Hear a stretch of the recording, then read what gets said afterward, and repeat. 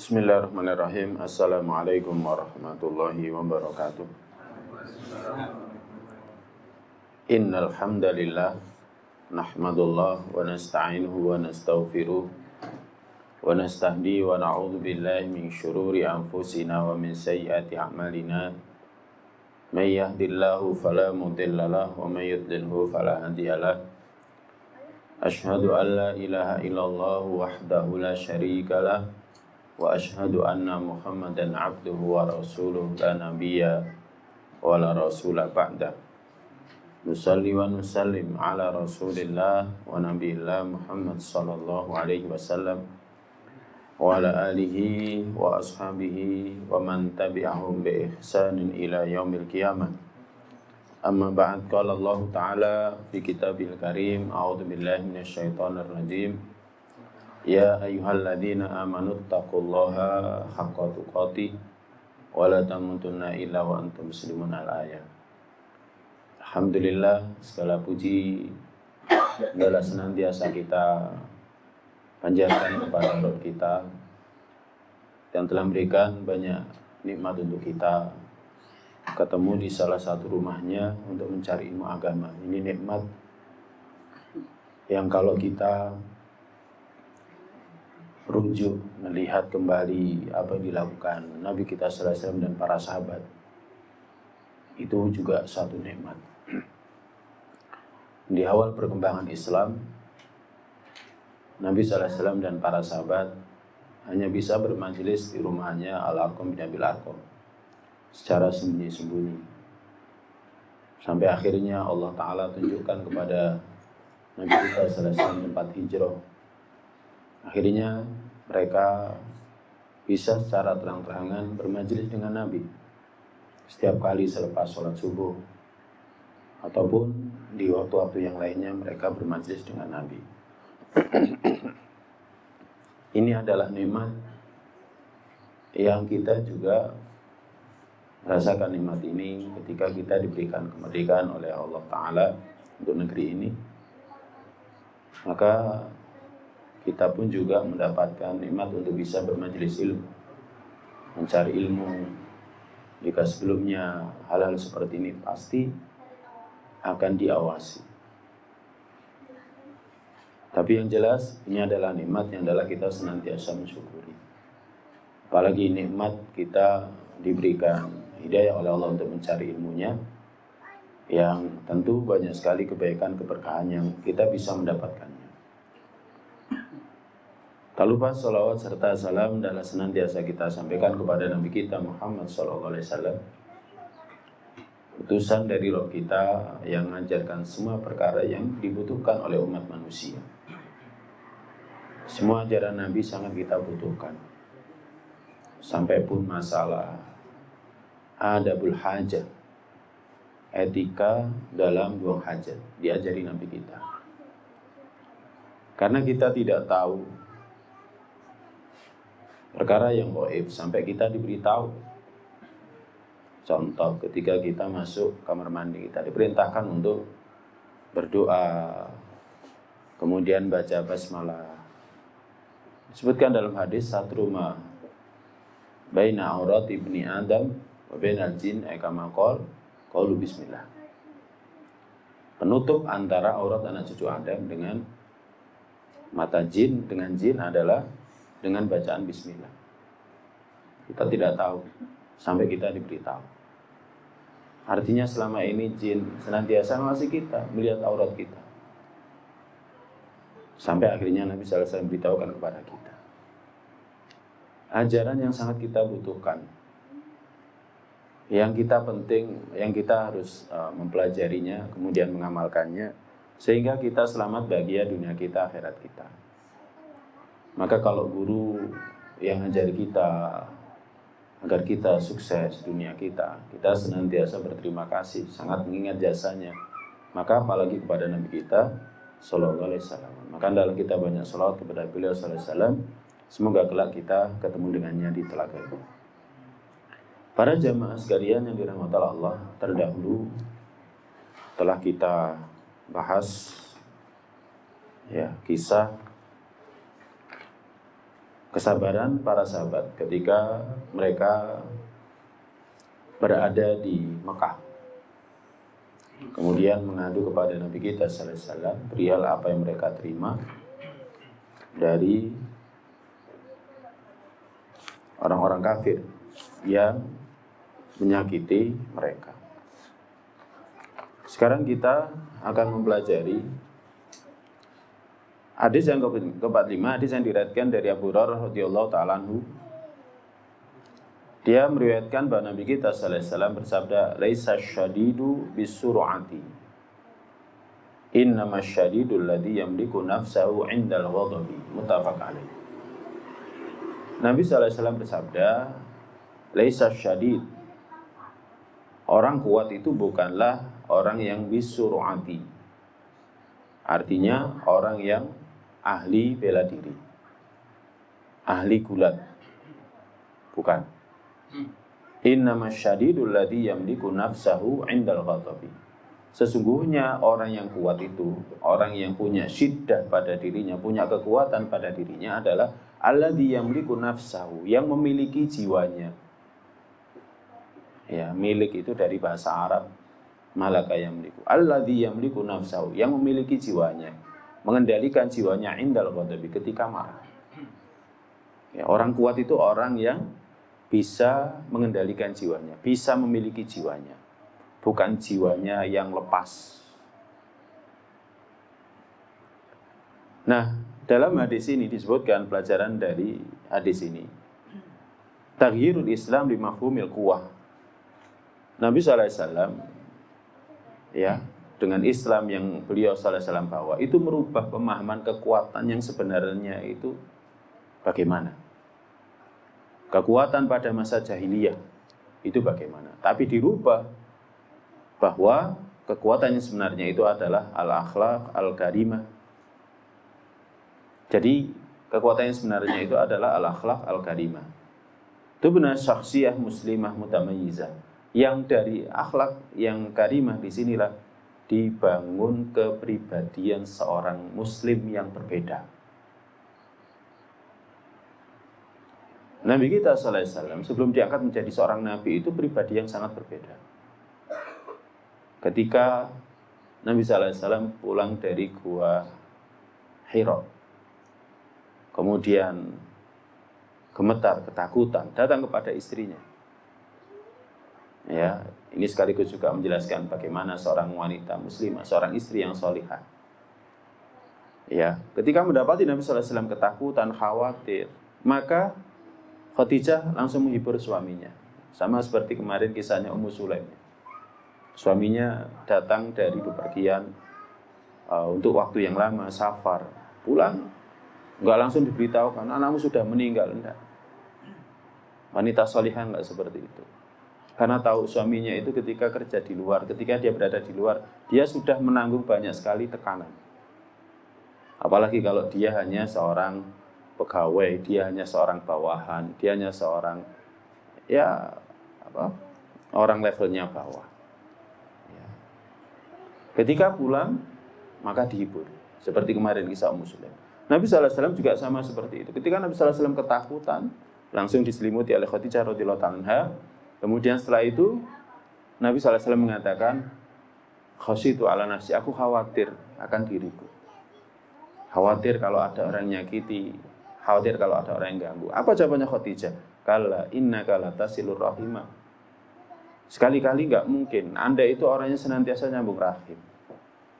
Anda itu senantiasa membantu orang. Anda itu senantiasa menolong orang yang membutuhkan, dan seterusnya.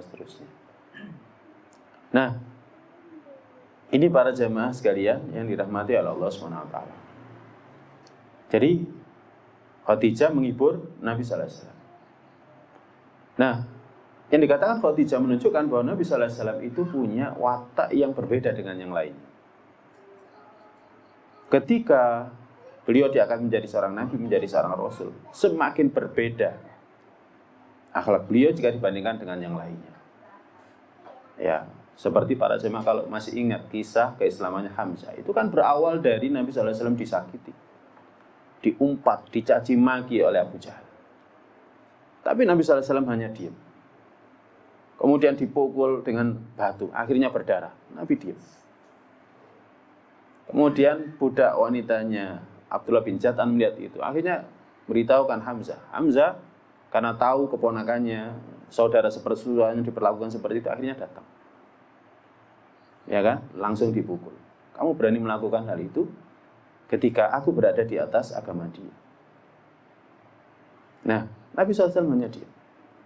Tapi diamnya itu membuat Abu Jahal semakin sakit hatinya dan membuat Hamzah mendapatkan hidayah. Para jamaah, itu orang kuat. Ya. Jadi akhlak Nabi itu subhanallah. Nabi SAW juga seperti itu ketika pulang dari Taif. Ya.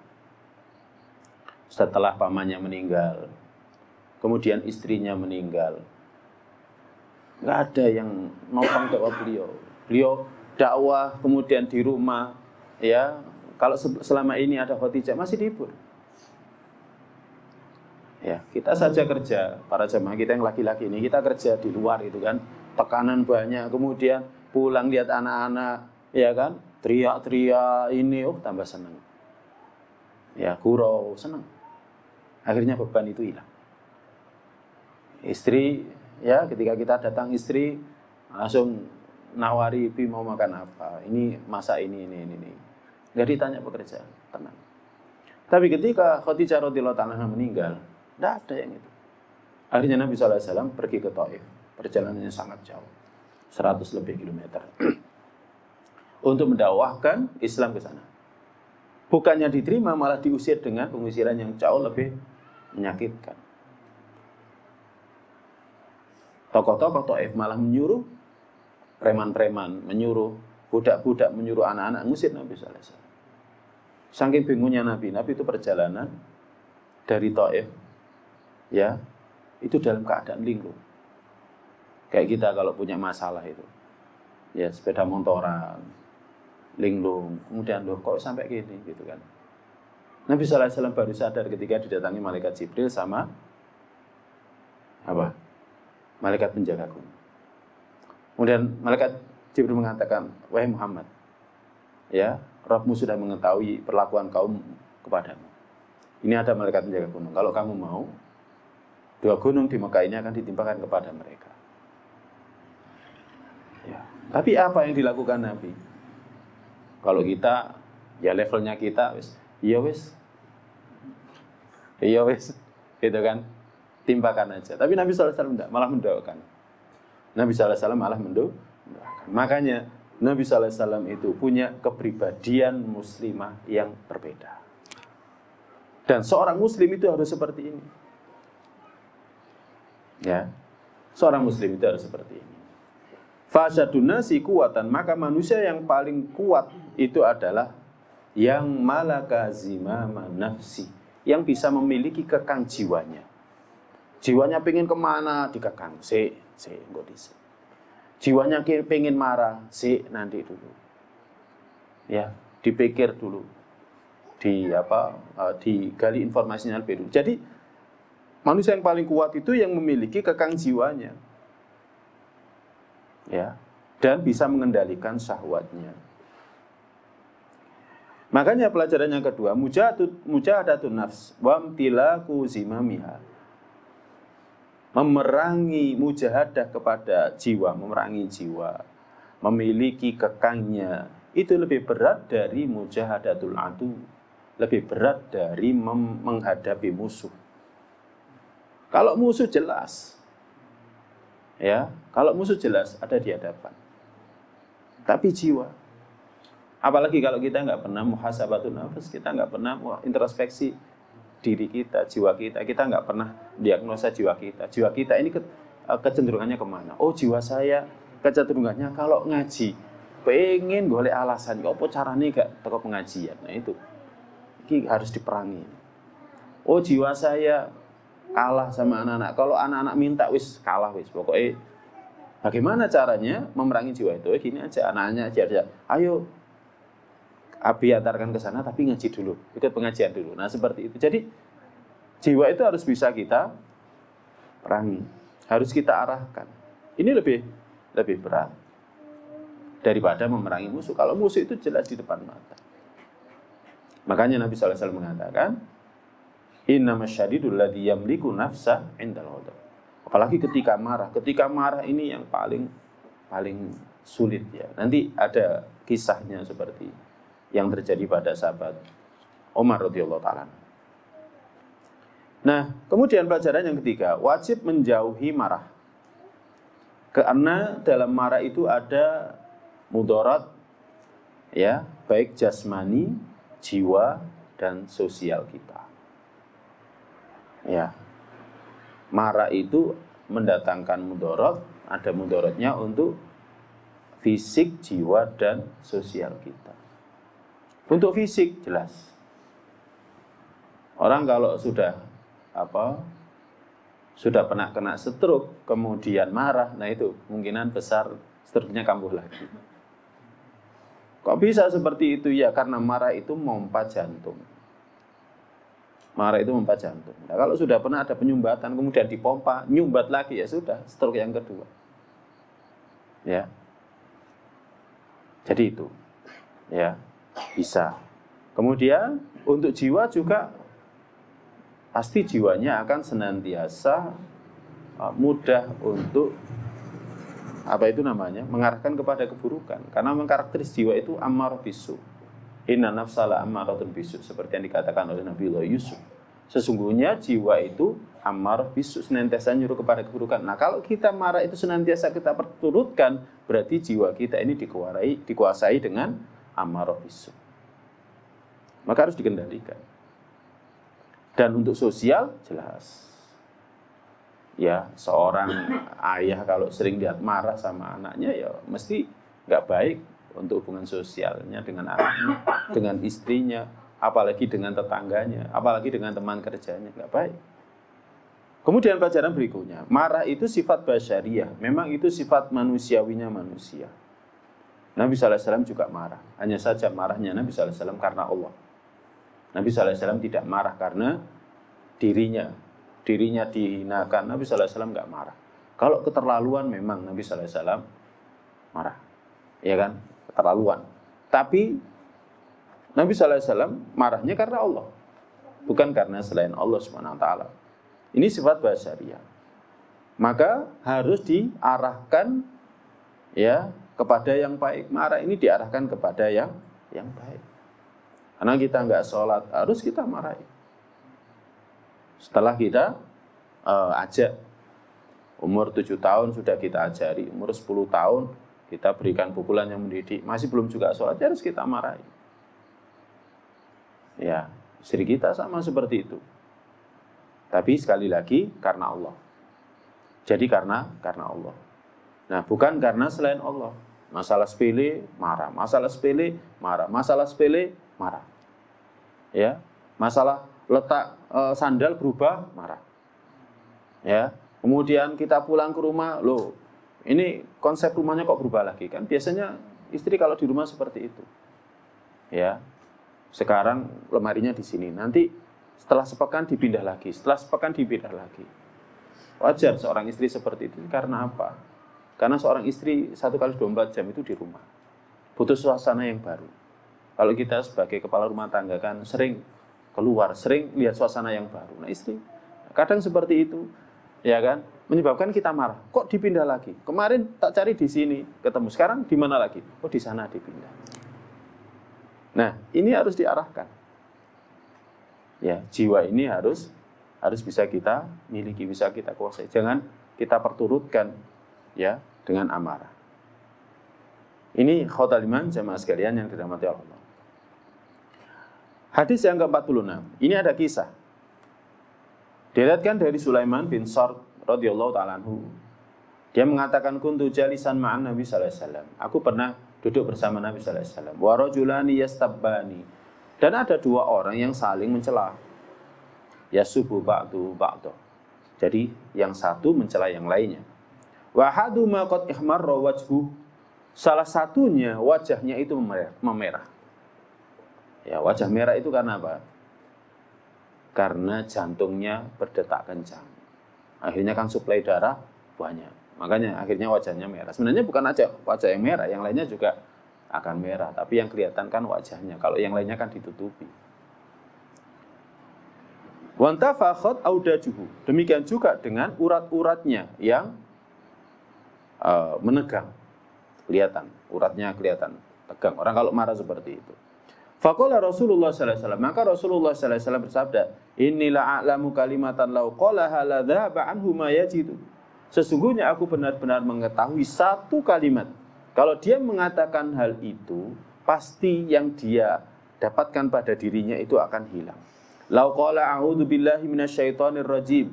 Sekiranya dia mengatakan a'udzu billahi minasyaitonir rajim, dhahaba minhu ma yajidu, maka akan hilang apa yang dia rasakan. Akhirnya sahabat-sahabat yang ada di sekeliling Nabi SAW tadi dan perawi hadis ini mengatakan kepada orang yang berselisih tadi, yang saling mencela tadi, Innallaha qala, sesungguhnya Nabi SAW bersabda, ta'awwad billahi minasyaitonir rajim. Berlindunglah kamu kepada Allah dari setan yang terkutuk. Ini para jemaah sekalian yang dirahmati Allah. Apa yang bisa kita lakukan ketika kita dalam kondisi marah sampai akhirnya saling mencela? Apa yang mesti kita lakukan ketika kita dalam kondisi marah sampai akhirnya saling mencaci maki? Ya, ini adalah mengatakan a'udzubillahi minasyaitonir rajim. Ya, ketika kita sama istri marah, a'udzubillahi minasyaitonir rajim. Istri marah, ngomel terus sama suami, a'udzubillahi minasyaitonir rajim. Suami saya salahnya apa sih kok tak omeli terus misalnya kayak gitu ya. Ya, kadang ya istri seperti itu, kadang nggak sadar. Ya, maksudnya baik tapi sebenarnya kadang nggak sadar kalau itu sampai ngomelinya berlebihan kemudian sampai pada tingkatan marah. Nah, apa pelajaran dari hadis ini? Hadis ini merupakan realisasi dari firman Allah surat Al-A'raf ayat 200. Allah berfirman, wa imma yanzaghannaka minasyaitani nazghun fasta'id billah innahu sami'un alim. Wa imma yanzaghannaka minasyaitani nazghun. Dan jika godaan dari setan itu memalingkanmu, wahai Muhammad, fasta'id billah, maka berlindunglah kepada Allah. Jadi kalau kita digelincirkan oleh setan, ya kan? Kalau kita digelincirkan oleh setan, kita merasa ya, maka hendaklah kita segera berlindung, ya kan, kepada Allah dari godaan setan yang terkutuk. Kita disuruh berlindung. A'udzubillahi minasyaitonir. Jadi ketika kita marah, a'udzubillahi minasyaitonir. Tapi kadang orang marah itu enggak ingat. Karena apa? Karena sudah tertutupi. Nah, orang sekelilingnya yang ingatkan. Ya. Tapi biasanya orang-orang yang sekelilingnya ingatkan, istighfar, istighfar. Kan gitu ya. Boleh enggak? Boleh enggak? Ya boleh. Ya, boleh. Mohon ampun kepada Allah SWT. Karena ketika itu dia sedang dikuasai oleh setan. Tapi yang lebih tepat adalah dengan mengatakan ini. Hadisnya muttafaq alaih Bukhari Muslim. Jadi mengatakan a'udzubillahi minasyaitonir rajim. Berlindung kepada Allah dari setan. Kamu sekarang sedang dikuasai setan. Setan lagi mengikuti aliran darah. Ya. Ini para jamaah sekalian yang dirahmati Allah. Nah, pelajaran yang kedua, marah itu memang dibangkitkan oleh setan. Al-ghadabu yuthiruhu asyaitonu. Lima yatarattabu alaihi minad darar fid dunya waddin. Jadi, marah itu memang dibangkitkan oleh setan. Tujuannya apa? Untuk mendatangkan mudarat bagi anak cucu Adam, dunianya, agamanya. Ya. Jadi setan itu tidak akan pernah berhenti untuk menyusahkan anak cucu Adam. Dan itu memang sudah janjinya dari dulu. Ya, pimpinannya adalah iblis. Kemudian mengajak seluruh bala tentaranya bagaimana untuk bisa memalingkan anak cucu Adam dari jalan Allah Ta'ala dan Rasulnya. Di antaranya adalah dengan cara ini, marah. Ya. Nah, memang dibangkitkan oleh setan. Jadi dibangkitkan oleh setan. Nah, kalau ada orang yang marah seperti ini, ya diguyoni aja. Ya, tapi kalau diguyoni tambah marah, ya kita diam aja. Atau kita suruh, yang paling utama adalah suruh berlindung kepada Allah, berlindung kepada Allah. Jadi disuruh untuk berlindung kepada Allah Subhanahu wa taala. Diguyoni itu kalau misalkan dia sampai kesurupan gitu kan. Marahnya, ada orang itu marah sampai kesurupan. Ya, marah sampai kesurupan. Saya diberitahu sama teman yang biasanya nguruqyah. Itu loh saat kesurupan, Ustaz. Iya ya, wajahnya sampai merah gitu kan. Jadi kalau ditenangkan, wis nggak usah cerita. Akhirnya turun. Ya. Nah, kalau seperti itu, ya kan ditenangkan. Yang paling utama tentu seperti yang diajarkan Nabi kita sallallahu alaihi wasallam, yakni berlindung kepada Allah Ta'ala. Nah, ini mendatangkan mudarat bagi agama dan dunia. Maka cara memutus bisikannya setan yang itu dimunculkan, dibangkitkan dengan marah, maka dengan berlindung kepada Allah. A'udzubillahi minasyaitonirrajim. Kemudian, kisah ini menjelaskan bagaimana para sahabat itu juga manusia biasa. Dia sebagaimana yang lainnya, ya, mereka juga marah. Hanya saja yang bedakan mereka itu adalah ketika diingatkan oleh Nabi, mereka langsung berubah. Jadi ketika mereka diingatkan oleh Nabi, mereka langsung berubah. Makanya kita belajar seperti ini, agar kita tahu para sahabat itu seperti itu. Kalau mereka diingatkan oleh hadisnya Nabi, langsung berubah. Kita pun seharusnya sama. Kita manusia biasa. Dan kita juga butuh diingatkan. Saya pun juga seperti itu. Saya kadang di rumah juga diingatkan sama istri. Jadi diingatkan sama istri. Ya, jangan seperti itu. Ya, diingatkan. Kita ini manusia biasa. Seorang alim pun suka manusia biasa. Sahabat aja manusia biasa, apalagi kita yang levelnya jauh dari para sahabat. Makanya dengan ngaji-ngaji seperti ini kita akhirnya tahu, oh iya, bedanya adalah para sahabat dulu itu kalau diingatkan langsung berubah. Langsung berhenti pada ketetapan Allah Ta'ala dan Rasulnya. Ya. Ini para jamaah sekalian yang dirahmati Allah. Kemudian kisah ini juga menjelaskan hikmatur Rasul, bijaksananya Nabi dalam berdakwah. Nabi SAW nggak langsung to the point kepada orang yang saling mencela tadi, tapi memberikan nasihat secara umum. Ya, memberikan nasihat secara umum. Bukan langsung kepada orang tersebut, tapi memberikan nasihat secara umum. Kemudian baru sahabat-sahabat yang lainnya memberikan penekanan kepada sahabat ini. Berlindung kepada Allah. Ta'awad minasyaitonirrajim, dari setan yang terkutuk. Nah, ini menjelaskan kita juga dianjurkan saling menasihati. Bukankah dalam surat Wal-Asri Allah Ta'ala berfirman, wa tawassaw bis sabri wa tawassaw bil haq wa tawassaw bis sabr. Saling wasiat. Tawassaw, tafa'ala, wazan tafa'ala, itu menunjukkan amalan itu dilakukan oleh kedua belah pihak.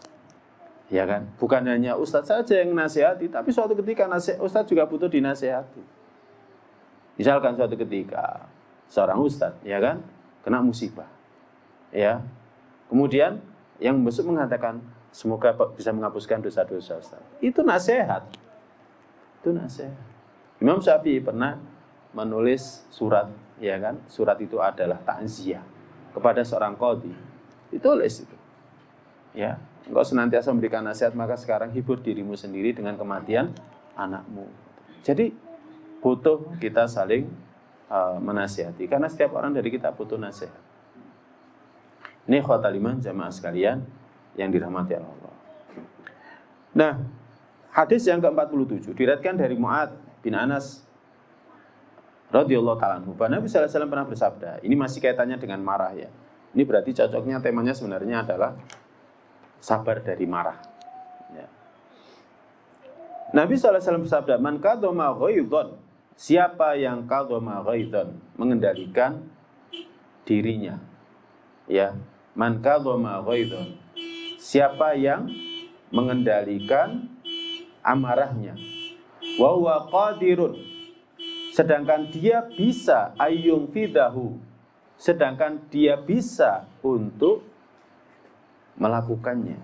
Da'ahullahu subhanahu wa ta'ala, Allah akan manggilnya nanti ala ru'usil khalaik, di hadapan manusia, yaumal qiyamah, pada hari kiamat, hatta yukhayyirahu minal huril aini ma syaa, hingga Allah pilihkan dia, bebaskan dia untuk memilih dari bidadari yang dia menghendaki. Ya, hadis ini dikatakan oleh Imam At-Tirmidzi sebagai hadis hasan, ya, sebagai hadis yang hasan. Nah, para jamaah sekalian yang dirahmati Allah, mengendalikan sabar ketika marah itu sulit, ya. Jadi sabar ketika marah itu sulit. Tapi memang kita harus berlatih. Seorang muslim itu dia akan senantiasa berlatih sepanjang hayatnya, sepanjang hidupnya. Sama seperti dia niat, dia mengikhlaskan ibadah dia, itu dia berlatih sepanjang hayatnya. Ya. Karena apa? Karena setan tidak akan pernah berhenti dari memalingkan dia dari jalan Allah Ta'ala. Jadi setan berusaha bagaimana caranya dia berpaling dari jalan Allah. Dan setan nggak pernah putus asa sampai anak cucu Adam ini meninggal dunia. Apalagi ketika meninggal dunia, maka dia akan dipalingkan sejauh-jauhnya dari jalan Allah Ta'ala. Makanya butuh orang yang mau mati itu sangat butuh pembimbing yang membimbing dia di akhir hayatnya. Membimbing dia untuk ditalkin, ya, ditemani, dan lain sebagainya.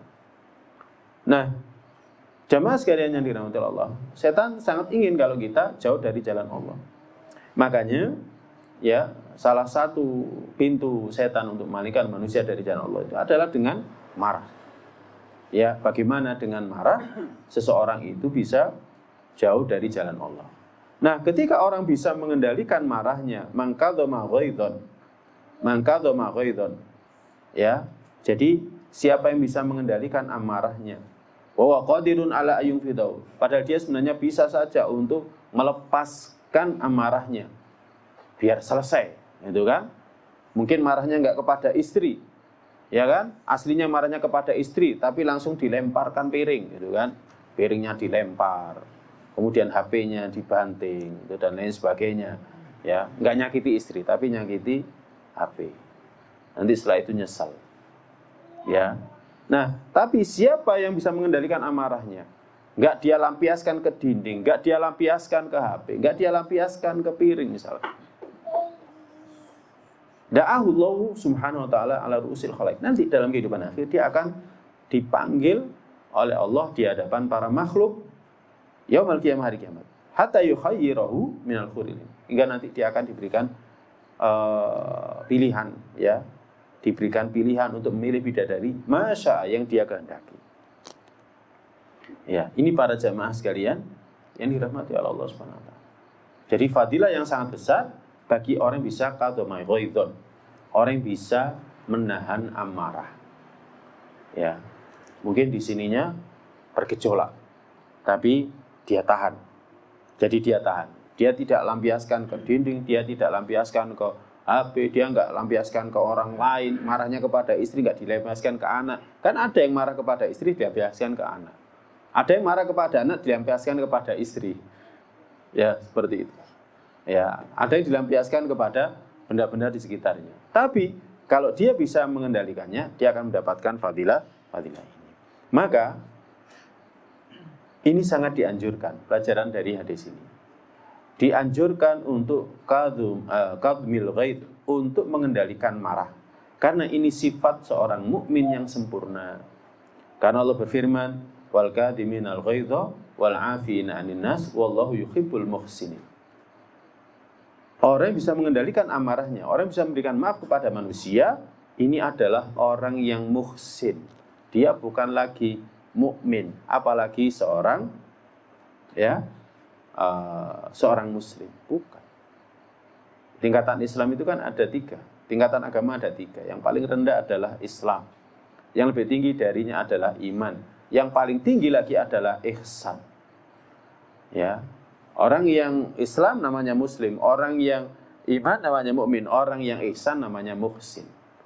Orang yang bisa mengendalikan amarahnya dan memberikan maaf kepada manusia, Allah berfirman, wallahu yuhibbul muhsinin. Allah mencintai orang muhsin. Berarti orang bisa mengendalikan amarahnya. Dia bukan lagi muslim, dia bukan lagi sekedar mukmin, tapi dia muhsin. Jadi tingkatannya sudah tinggi. Jadi tingkatan orang yang bisa mengendalikan amarahnya itu adalah muhsin.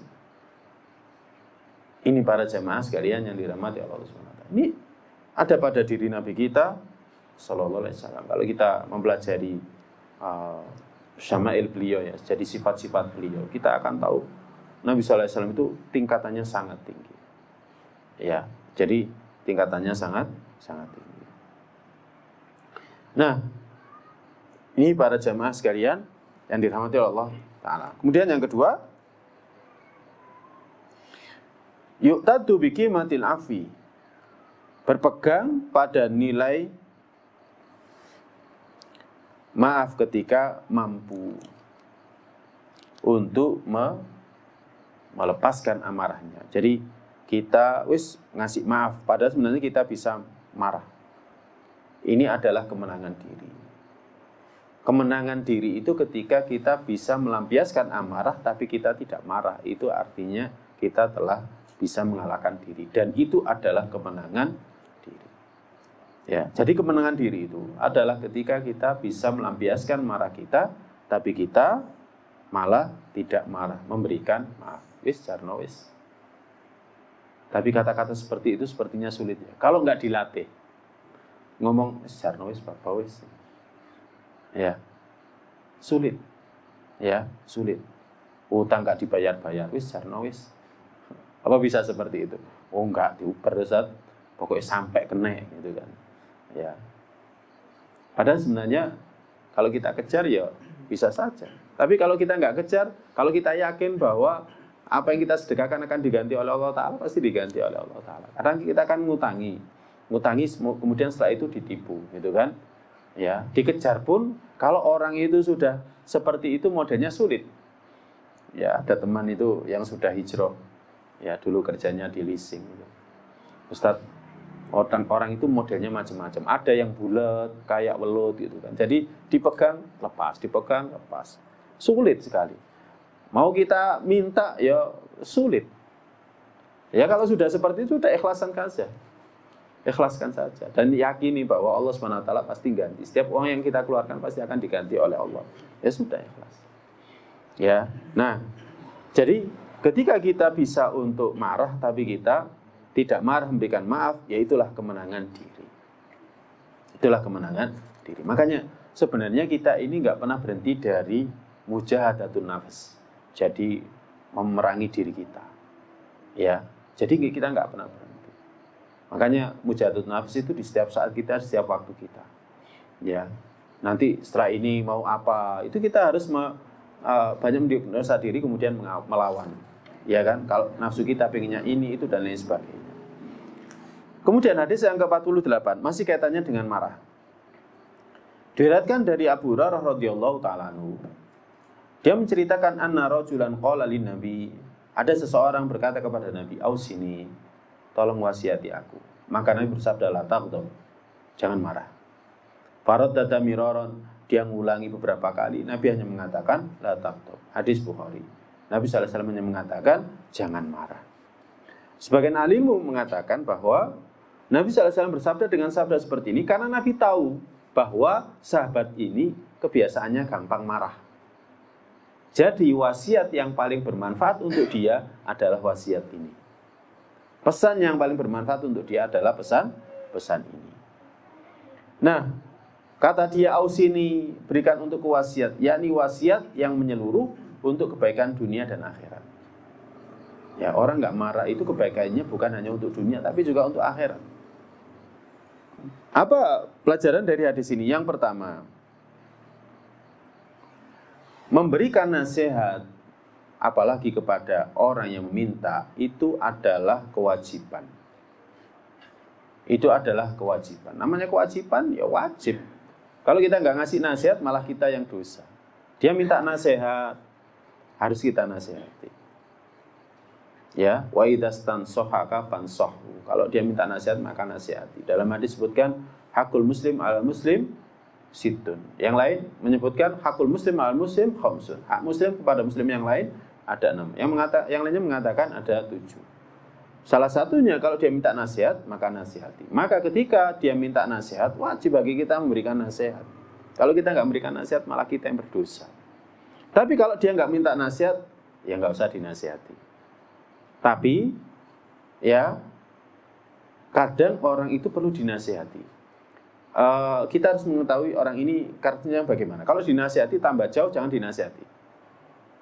Mending bagaimana caranya dia senantiasa bersama kita sambil kita putarkan pengajian yang bisa didengarkan oleh dia dan juga oleh kita. Kita carikan, oh ini cocoknya dicarikan pengajian ini karena orang ini karakterisnya gini-gini, dicarikan. Jadi ngasih nasihatnya model seperti itu. Tapi kalau orangnya itu senang dinasihati, langsung aja kita nasihati. Tawasaw bil haq, tawasaw bis sabr. Kalau kita saling mencintai karena Allah, maka harus saling menasihati. Ya, tapi kalau orangnya kalau dinasihati malah lari, ya sudah nggak usah. Ya, kita putarkan pengajian, misalkan, ya pengajian secara umum, mungkin yang bisa nyindir dia, gitu kan, nggak jadi masalah. Nggak jadi masalah. Yang jelas, ya nasihat itu agama. Sebagaimana sabda Nabi sallallahu alaihi wasallam, ad-dinu an-nasihah. Agama itu nasihat. Jadi inti agama ini nasihat. Sama seperti sabda Nabi sallallahu alaihi wasallam, al-hajju arafah. Haji itu arafah. Inti haji itu arafah. Rukun utama haji itu adalah arafah. Inti haji adalah arafah. Sama, inti agama kita ini nasihat. Semuanya nasihat. Agar kita ini baik, selamat dunia kita, akhirat kita. Ini para jamaah yang dirahmati Allah. Kemudian fi takririn nasihat, ya, mengulang-ulang nasihat itu akan bermanfaat bagi yang dinasihati. Karena dalam pengulangan itu ada faedah. Dia mengatakan ausini, ya Rasulullah ausini, la taqtu. Dia mengatakan ausini, la taqtu. Dia mengatakan lagi ausini ya Rasulullah, la taqtu. Oh berarti saya itu diwasiati oleh Nabi, pokoknya ojo ngamuan, ngono. Sampai berulang-ulang dia diwasiat oleh Nabi sallallahu alaihi wasallam seperti itu. Jadi i'adatun nasiha ifadah. Jadi mengulangi nasihat itu ada faedahnya. Ya. Kadang misalkan anak kita perlu kita nasihati. Ya kan? Salat. Salat. Hanya itu diulang-ulang. Sampeyan kok gak salat, sampeyan ki kuburannya opo? Ya, Nabi sallallahu alaihi wasallam saja di akhir hayatnya, di satu pekan sebelum meninggal, beberapa hari sebelum meninggal, Nabi sallallahu alaihi wasallam masih mengingatkan as-shalah. Ini bukan masalah yang biasa, ini luar biasa. Banyak orang sekarang nggak sholat. Nanti bagaimana mereka hidup di alam barzakh? Ya, ini nasihat sepele tapi banyak yang gampangkan. Banyak orang tua itu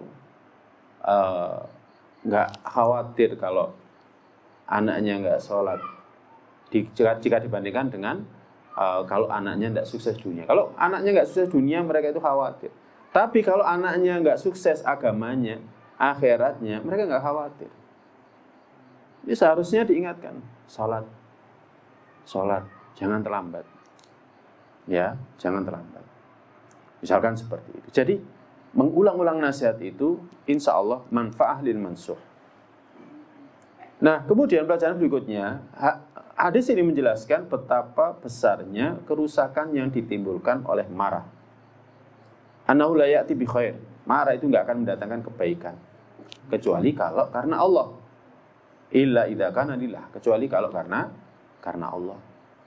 Ya, kalau karena Allah baru marah itu mendatangkan kebaikan. Tapi kalau tidak karena Allah, maka kerusakannya sangat besar. Maka dari itu, marah ini tercela, ya pelajaran berikutnya, dan kita diperintahkan untuk menjauhi sebab-sebabnya. Ya, menjauhi sebab-sebabnya.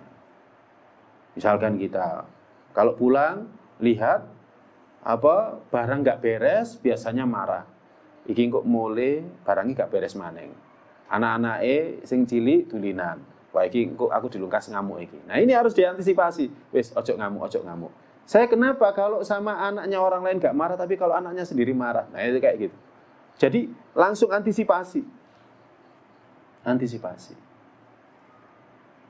Kadang kita sama anak sendiri marah, tapi sama anak orang lain nggak marah.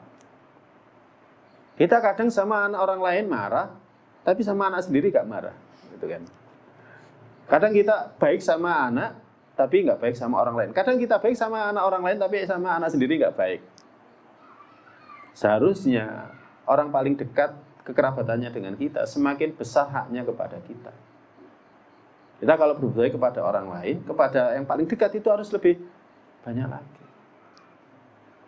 Nah ini, jadi kita berusaha untuk menjauhi sebab-sebab yang mendatangkan marah itu.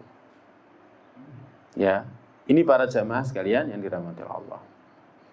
Nah, maka dari itu Nabi kita sallallahu alaihi wasallam, pelajaran yang lain, pernah memerintahkan kepada orang yang marah untuk melakukan sebab yang bisa menanggulangi marah dia, menenangkan amarah dia. Di antaranya adalah dengan berlindung kepada Allah. Hadis sebelumnya. Ya, hadis sebelumnya. Kalau kita mau marah itu, a'udzubillah, a'udzubillah. Ya Allah, aku berlindung kepadamu dari setan yang terkutuk. Setan itu senang kalau kita ini marah, kemudian akhirnya kita berselisih dengan istri, akhirnya cerai. Nah itu senang, setan itu senang. Setan itu senang kalau kita marah, kemudian selisih dengan anak, akhirnya gegeran. Itu kan, senang setan. Setan itu senang kalau kita marah, kemudian kita berselisih dengan keluarga kita, adik kita, kakak kita, dengan orang tua kita, senang. Setan itu senang. Ya, saya barusan juga ini tahu ada orang itu kan. Jadi perasaan dia, adiknya ini nggak ngapa-ngapain. Kemudian ketika kakaknya datang ditanya, ada apa? Ayo apa kabare? Ya. Kemudian kakaknya tiba-tiba bilang, kamu kurang ajar. Loh, ngapain? Kok tiba-tiba saya dibilang kurang ajar? Apa salah saya? Gitu kan. Nah, setan itu senang kalau hubungan silaturahim itu putus. Caranya bagaimana? Ya kayak gini. Makanya kalau ada apa itu namanya? Benih-benih permusuhan. Ya, benih-benih marah. Ya, kita berlindung kepada Allah dari setan yang terkutuk. Salaman. Makanya Nabi sallallahu alaihi wasallam kan salah satu yang diajarkan Nabi kita sallallahu alaihi wasallam, kalau kita ada pikiran negatif dengan orang, suruh jabat tangan. Tasafahu yadabil gilu. Saling berjabat tanganlah kalian, itu akan menghilangkan kedengkian. Ketika jabat tangan, oh ternyata dia enggak seperti yang saya pikirkan. Yang saya pikirkan, yang kita pikirkan itu adalah alladzi yuwaswisu fi sudurin. Itu bisikannya setan. Agar kita berpikiran negatif, kemudian kita marah sama orang itu. Seperti itu. Kalau ketemu, udah hilang, udah. Jadi bisikan negatif itu hilang. Pikiran negatif itu hilang. Nah seperti itu. Ya, jabat tangan atau tadi isti'adzah. Kemudian yang kedua, di antara yang diperintahkan Nabi adalah siapa yang marah hendaklah dia diam. Seperti hadis Abdullah bin Abbas radhiyallahu taala anhuma, sahih dari semua jalannya. Nabi sallallahu alaihi wasallam bersabda, "Idza ghadiba ahadukum falyaskut." Kalau seseorang dari kalian itu marah, hendaklah dia diam. Kalau marah diam. Ya. Kadang laki-laki engko lek ngomong langsung wis cerai, gitu kan. Hati-hati nih.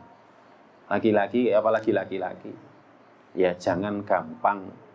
Ini hikmahnya. Kenapa sih hak talak itu di tangan laki-laki? Karena kalau di tangan perempuan, cepat sekali.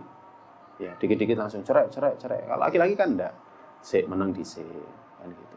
Dan memang Nabi sallallahu alaihi wasallam mengajarkan kepada kita agar kita ini diam kalau kita marah. Ya. Tujuannya apa? Tahjiru lidairatil ghadab. Tujuan kita diam itu apa? Melokalisir wilayah marah kita ini. Dilokalisir. Karena kalau enggak diam ngomong, wis merantau. Awalnya masalah ini, nanti ke masalah yang lain. Kan kita kalau berselisih kan kayak gitu kan. Mau awali gegeran masalah A, merambat yang B, C, D, E, F, G sampai Z. Kan gitu. Sering kali kalau kita berselisih sama istri gitu kan, atau sama siapa, awalnya masalah ini, tapi akhirnya merantak ke yang lainnya. Nah, diam itu apa? Tahjiru lidairatil ghadab. Jadi melokalisir wilayah marah.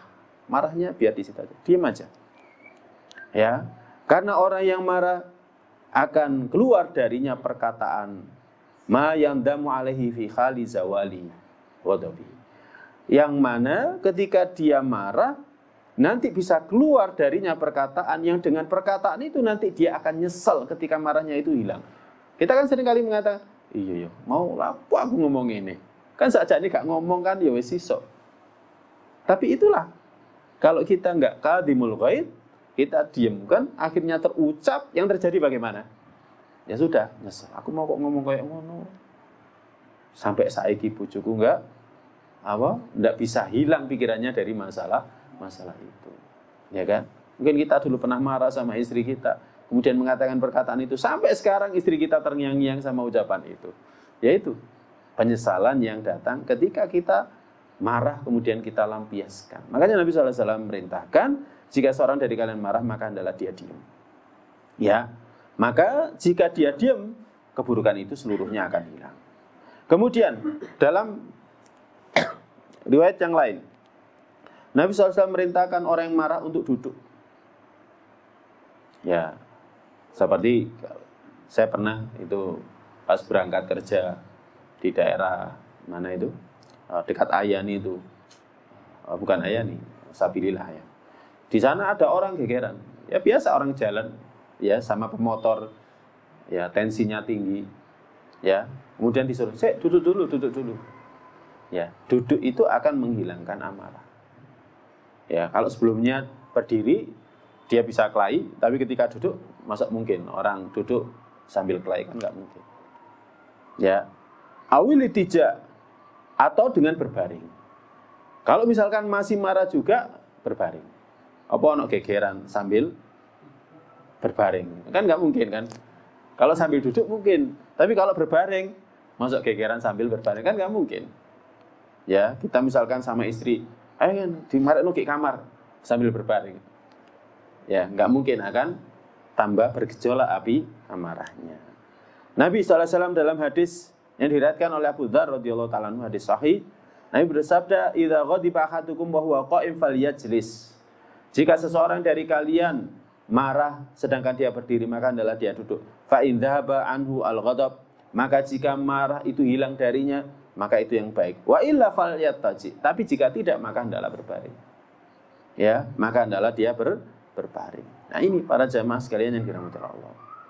Makanya dalam kitab ini ya disebutkan, hendaklah kita yamliku nafsah wa la yaj'al tariqan lisyaitan. Kita harus bisa memiliki jiwa kita. Jangan biarkan jiwa kita ini dialiri oleh setan. Setan itu kan ngikuti aliran darah. As-syaitanu yajri majrad dam. Setan itu ngikuti aliran darah.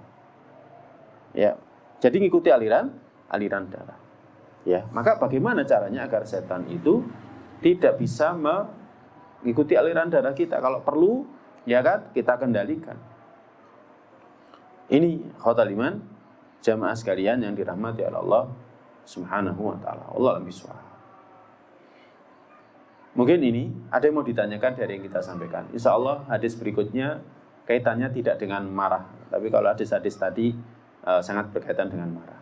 Ya, sabar itu para jamaah sekali lagi, sabar itu ketika menghadapi takdir Allah, ketetapan Allah. Ini sabar yang paling rendah. Sabar yang paling berat adalah, lebih berat lagi adalah ketika meninggalkan larangan Allah. Dan sabar yang paling berat adalah ketika melaksanakan perintah Allah. Ya, termasuk ketika sahabat ini minta wasiat kepada Nabi, kemudian Nabi mengatakan atau jangan marah. Ya, ini termasuk sabar yang berat. Tafadhol kalau ada yang mau tanya. Okay. Ya, Ustaz, kalau untuk mengendalikan amarah yang dengan cara menjauhi sebab-sebabnya, ketika kita menjauhi sebab-sebab itu ketika itu berada pada satu orang, kita tahu bahwasanya ketika kita berinteraksi dengan beliau, yang ada malah kita marah dengan karakternya sebagainya. Akhirnya kita lebih memilih untuk tidak berinteraksi dengan dia. Ya. Bismillah, salatu wassalamu ala Rasulillah. Tidak berinteraksi dengan orang itu bukan berarti memusuhi dia, tidak. Ya. Tidak berteman bukan berarti kita musuhi dia, tidak. Ya, kalau itu menjadi sebab yang bisa mendatangkan amarah pada diri kita, ya kita tinggalkan. Kita tidak menjadikannya sebagai seorang ya sahabat. Nabi sallallahu alaihi wasallam bersabda, "La tusahib illa mu'minan." Ya. Jangan engkau menemani kecuali orang beriman. Wala yaqul ta'amaka illa taqi, dan jangan makan makananmu kecuali orang yang bertakwa, ya kama qala. Ya, jadi memilih teman itu ya harus selektif. Harus selektif. Teman yang bisa mengingatkan kita kepada akhirat, teman yang bisa mengajak kita kepada kebaikan, gitu kan. Nah, tapi bukan berarti kalau kita tidak menjadikannya sebagai teman, kita menjadikannya sebagai musuh, enggak. Ya. Jadi kalau kita tidak bisa menjadikan dia sebagai teman, bukan berarti kita menjadikannya sebagai musuh, enggak. Kalau seperti itu, maka berapa banyak musuh kita? Enggak. Ya. Jadi tidak seperti itu. Ya, maka tidak jadi masalah. Kalau dengan adanya kita muamalah dengan dia, akhirnya muncul amarah gitu kan. Ya, maka ya kita tidak berteman dengan dia. Ya, sambil dikelola hati kita, bagaimana kita bisa menyelamatkan dia. Ya, bukan berarti kita nggak berteman dengan dia, akhirnya kita menjauhi dia sama sekali. Ketika dia mau terjerumus ke dalam kesesatan, kita diamkan dia, enggak.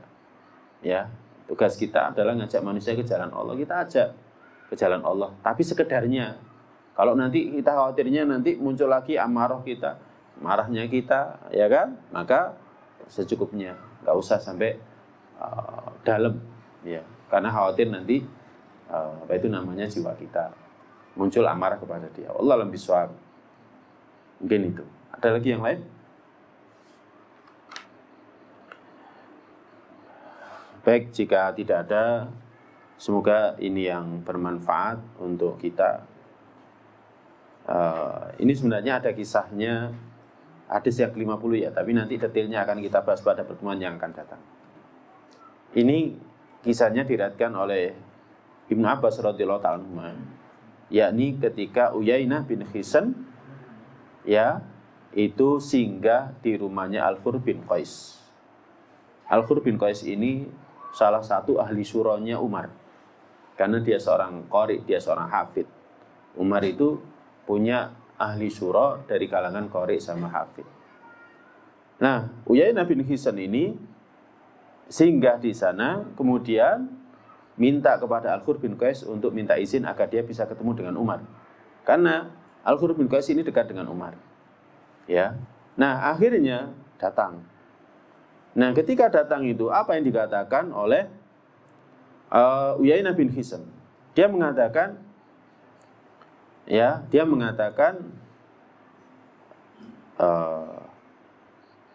Hi yabna Talib, Ibnu Talib, wallahi ma tu'tinal jazal. Kamu enggak memberikan kepada kami pemberian yang banyak.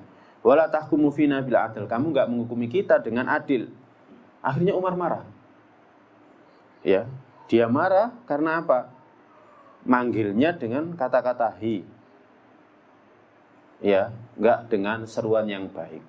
Kemudian langsung Ibn al-Khattab, enggak pakai ya Amirul Mukminin. Kemudian mengatakan, kamu tidak memberikan kami pemberian yang banyak. Kemudian kamu mengatakan, la tahkum fina bil adl. Kamu tidak menghukumi kami dengan adil. Akhirnya Umar ketika itu marah. Ya kan? Dan dia mau mukul. Ketika itulah Al-Hur bin Qais yang tadi membawa Uyainah bin Hisn mengatakan, ya Amirul Mukminin, Allah Ta'ala pernah berfirman, khudil afwa wa'mur bil urfi wa'arid anil jahilin. Ya, Allah berfirman kepada nabinya, berikan maaf, suruhlah kepada yang ma'ruf dan berpalinglah dari orang jahil. Kemudian Al-Hur bin Qais mengatakan, ini termasuk orang yang jahil. Akhirnya Umar yang ketika itu mau marah enggak marah. Umar yang ketika itu mau marah jadi enggak marah. Nah, ini contoh bagaimana marah karena Allah. Ketika disampaikan firman Allah langsung diam. Ya, langsung diam. Ya, ini para jamaah yang dirahmati Allah Subhanahu wa taala. Insyaallah kisah lengkapnya akan kita bahas pada pertemuan yang akan datang dengan izin Allah taala. Allahumma bisawab. Allahumma inna nas'aluka ilman nafi'an wa rizqan thayyiban wa amalan taqabbala. Allahumma a'inna ala dzikrika wa syukrika wa husni ibadatik. Allahumma qina adzabaka yauma tab'atsu ibadaka. Kita akhiri dengan doa penutup majelis. Subhanakallahumma bihamdika asyhadu an la ilaha illa anta astaghfiruka wa atubu ilaik. Assalamualaikum warahmatullahi wabarakatuh.